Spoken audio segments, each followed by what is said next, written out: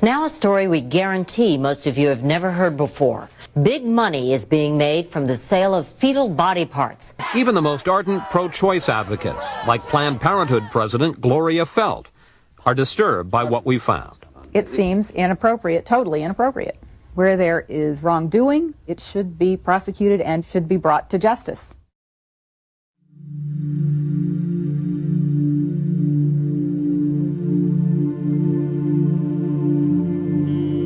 A lot of people want intact parts these days because they're looking for specific nodes. AB nodes, SA. I was like, wow, I didn't even know. Good for them. Yesterday was the first time she said people wanted lungs. And then, like I said, always as many intact livers as possible. People just want livers. Some people want lower extremities too, which that's simple. I mean, that's easy. I don't know what they're doing with it. I guess they want muscle. But Yeah, a dime a dozen.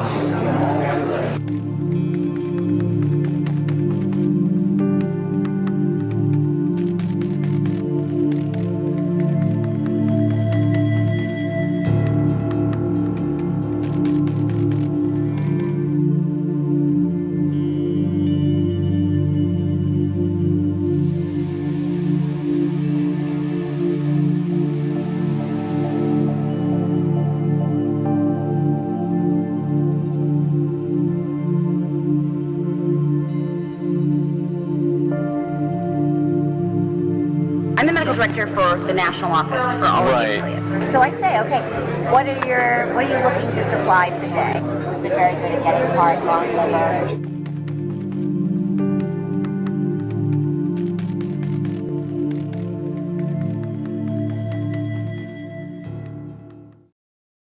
Every provider has had patients who want to donate their tissue, and they absolutely want to accommodate them. They just want to do it in a way that is not perceived as this clinic is selling tissue, this clinic is making money off of this. Okay, so when you are or the affiliate is determining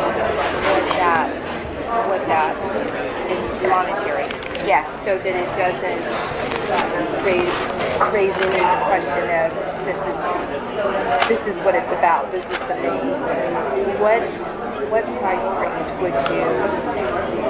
You know, I'm going to throw a number out. I would say it's probably anywhere from $30 to $100, depending on the facility and what's involved. The $30 to $100 price, that's per specimen that we're talking about, right? Yeah. Yes. The $30 to $100 price, that's per specimen that we're talking about, right? Yeah. Yes. How much of a difference can that actually make if you know what's expected or what we need versus? It makes a huge difference. I'd say a lot of people want liver, and for that reason, most providers will do this case under ultrasound guidance, so they'll know where they're putting their forceps. Kind of rate-limiting step of the procedure is calvarium. Calvarium, the head is basically the biggest part. Most of the other stuff can come out intact. Right. It's very rare to have a patient that doesn't have enough dilation to evacuate all the other to bring the body cavity out intact and all that. So then you're just kind of cognizant of where you put your grasspers. You try to intentionally go above and below the thorax so that, we've been very good at getting heart, lung, liver, because we know that, so I'm not going to crush that part. I'm going to basically crush below, I'm going to crush above, and I'm going to see that get out intact. And with the calvarium, in general, some people will actually try to change the presentation so that it's not a vertex, because when it's a vertex presentation, you never have enough dilation at the beginning of the case unless you have a real huge amount of dilation to deliver an intact calvarium. So if you do it starting from the breech presentation, there's dilation that happens as the case goes on, and often the last you can evacuate an intact calvarium. So I mean, there are certainly steps that can be taken. So they can convert to breech, for example, at the start of the. Exactly. Under ultrasound guidance, they can just change the presentation.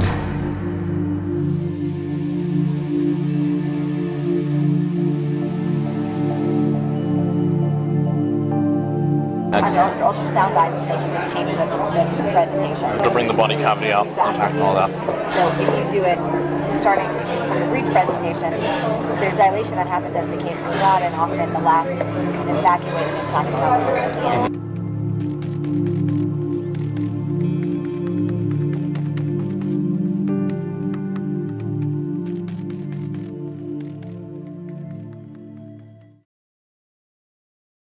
federal abortion ban is a law, and laws are up to interpretation.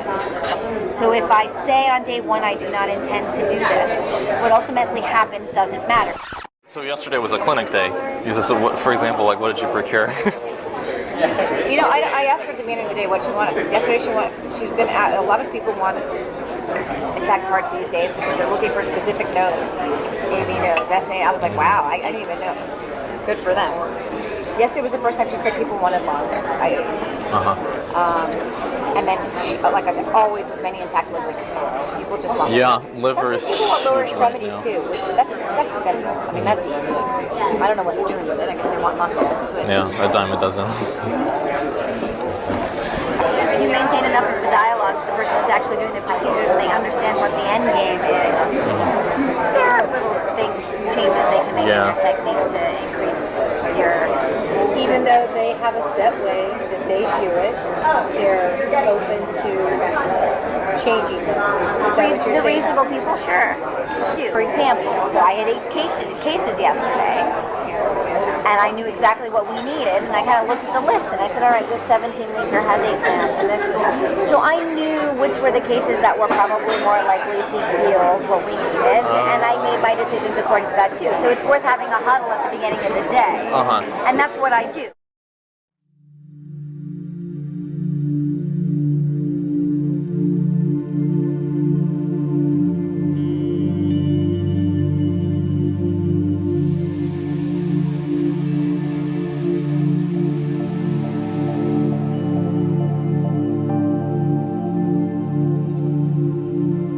Rather than having to deal with all the different affiliates, if there were a way to partner with PPFA directly to get some kind of like pre-clearance or something, so that we have. Do this.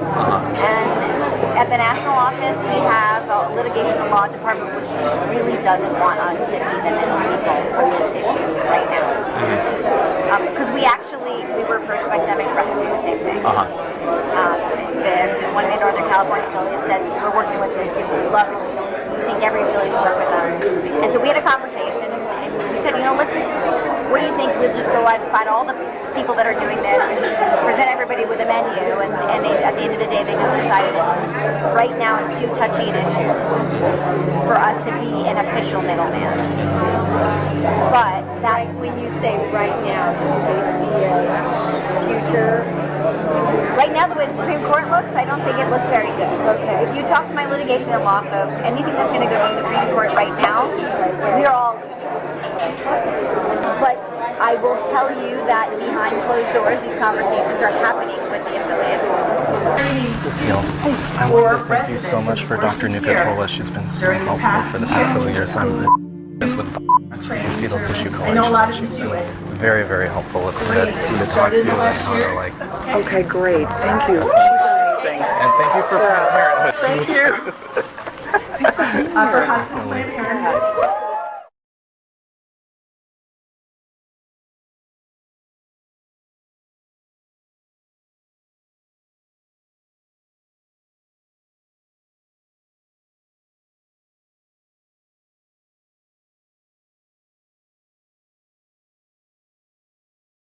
Hello, I'm Cecile Richards, President of Planned Parenthood Federation of America. I want to be really clear. The allegation that Planned Parenthood profits in any way from tissue donation is not true.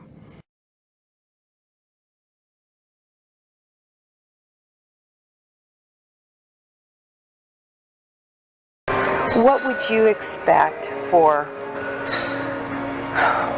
intact tissue? What sort of compensation? What sort of... Well, why don't you start by telling me what you used to pay?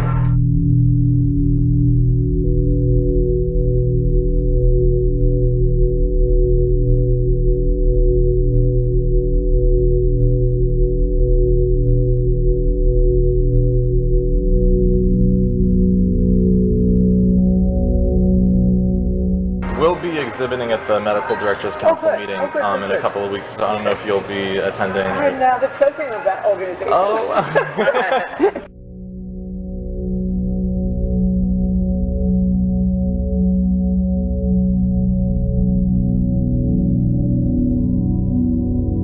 So we had just started the conversation, and Susan was explaining they're a startup, that they have been about a year in business. They're a for-profit company that's connecting researchers with people willing to donate tissue.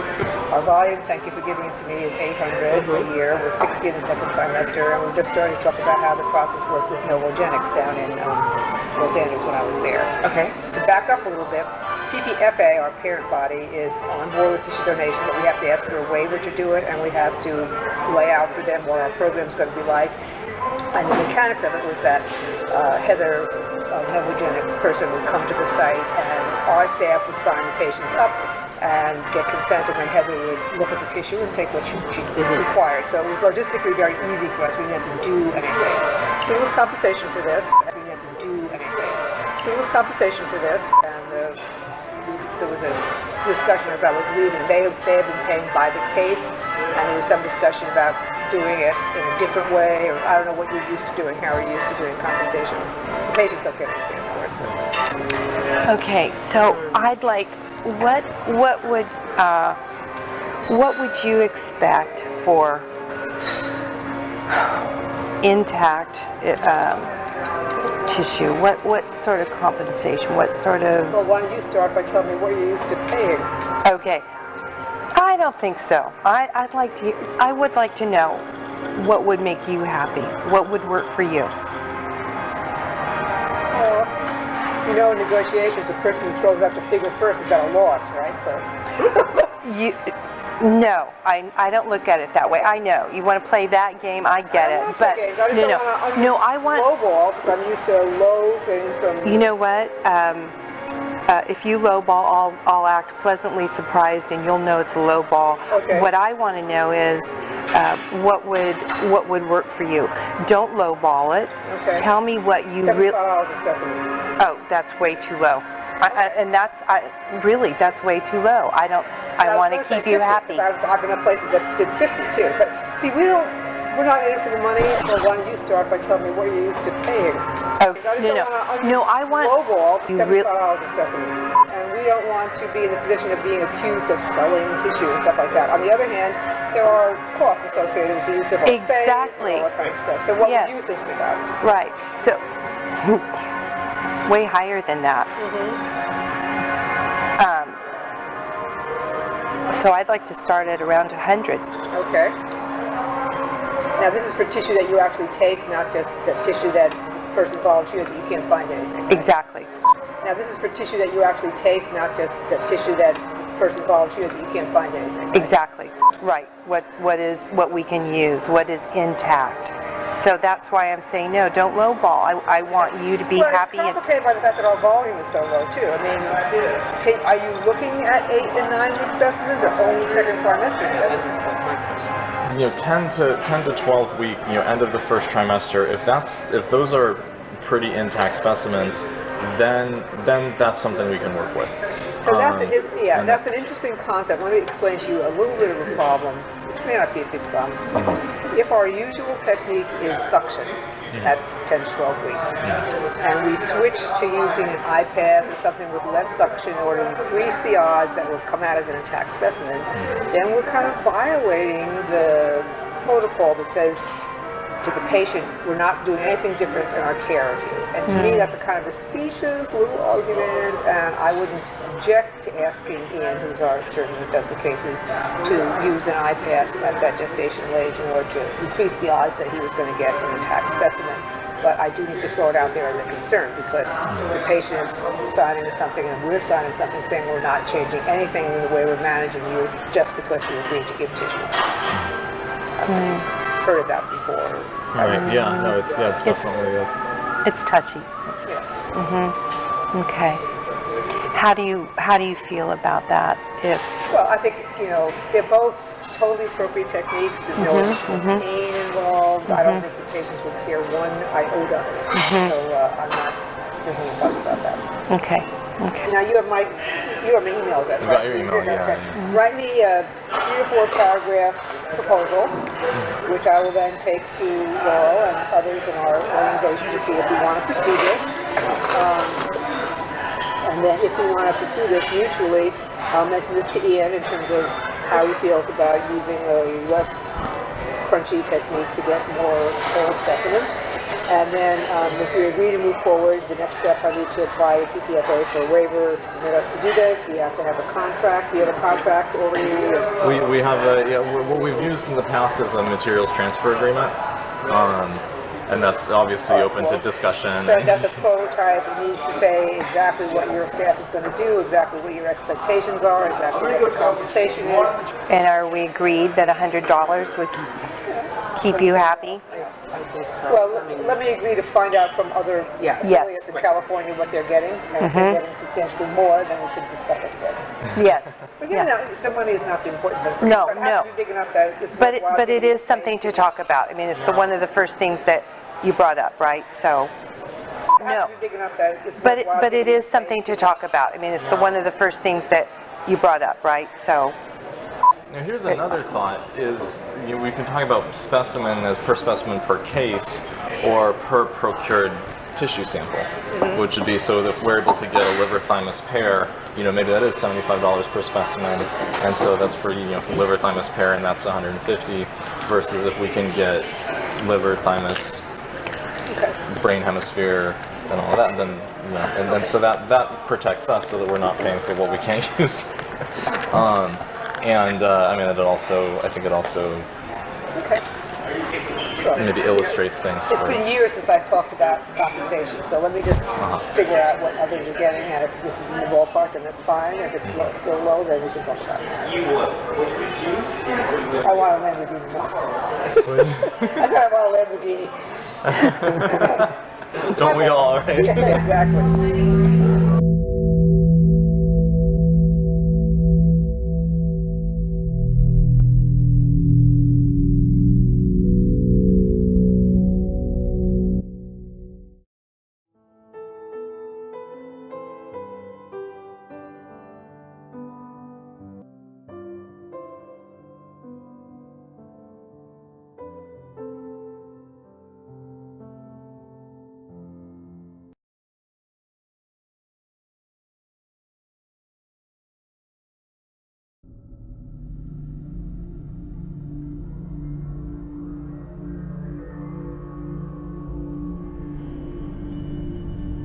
Oh, we have already a relationship with ABR. Business head then? Using them for over 10 years, a really long time. Whenever we have a smooth portion of liver, we think that's good.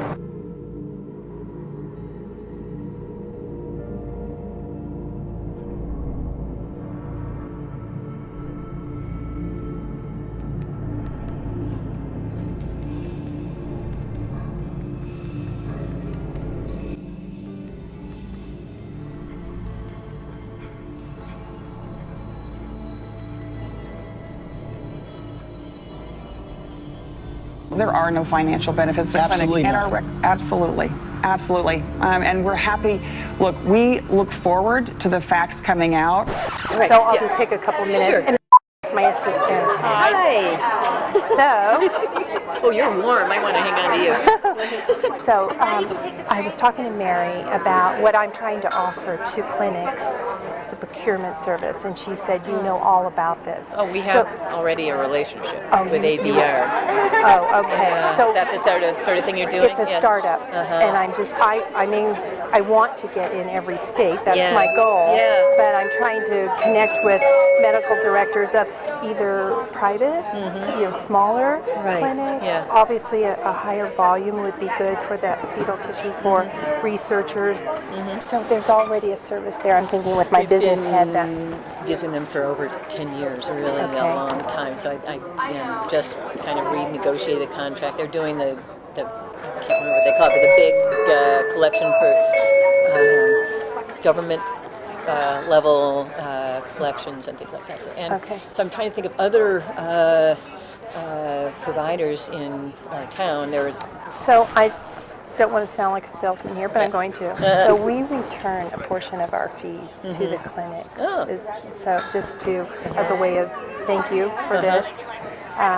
Just trying to establish. Right, get a toe in and make it sound. Right. All right. You know, just kind of renegotiate the contract. We return a portion of our fees to the clinic. Because of what we do and because we use fetal tissue, we don't want to.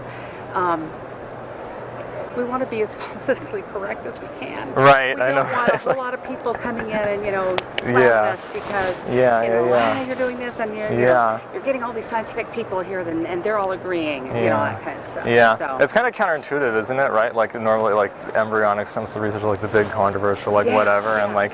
And you know what the compared really to weird thing is? Embryonic, there's still a lot of controversy about that, you know.